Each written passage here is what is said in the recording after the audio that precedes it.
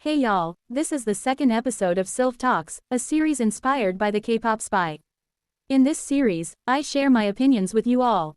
Remember, these opinions are not facts, so feel free to disagree with me. I do stans obsess over K-pop groups that haven't even debuted yet. Heck, what are they even standing them for? Their music.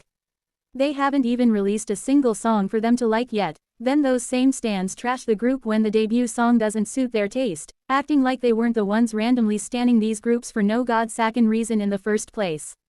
For example, take Hearts to Hearts. Most K-pop stans are supporting them just because they are under SM, which is the home to their favorite artists. This same thing happened with ISNA. People were standing them just because they would work with Teddy, and then acted like a whiny bitch, complaining about their debut song like they weren't the ones pre-standing the group without hearing their songs. Why are y'all hating on Kelly so much and calling her a pick-me?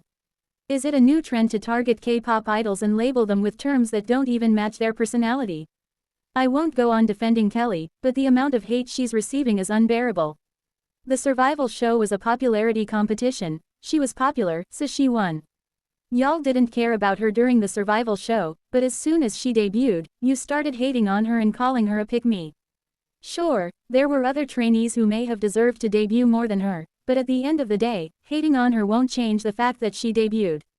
She's a human after all, and if the hate causes her to do something drastic, y'all will turn around and say, we failed to protect her. If you want to hate on something, hate the system, not her. MISE is currently the most toxic in 4th gen K-pop. They have done numerous things that have tarnished their image, such as interfering with their idols' personal lives, cursing other idols for dating their faves, and even sending death threats to idols involved in relationships with their faves. Some MISE also tend to brag excessively about their group's achievements and demean other groups, which is unnecessary and immature. While it's undeniable that aespa is very successful, calling other groups inferior simply because they lost to your favorites is unreasonable. Furthermore, certain fans have created accounts solely to spread hate toward other groups while pretending to belong to another fandom. This might sound far-fetched, but if you're active on platforms like X, you might be aware of these set-up accounts. To clarify, this criticism is not directed at aespa themselves or their non-toxic fans but rather at the toxic portion of the fandom that engages in such behavior. Recently, K-pop companies have been giving their idols a lot of high notes.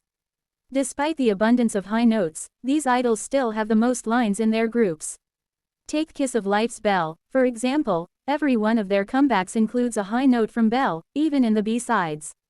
The same applies to Ayeon. This trend raises concerns about the potential strain on the main vocalists' vocal cords, especially considering that K-pop idols have to perform songs multiple times. Over time, this could lead to vocal damage if not managed carefully.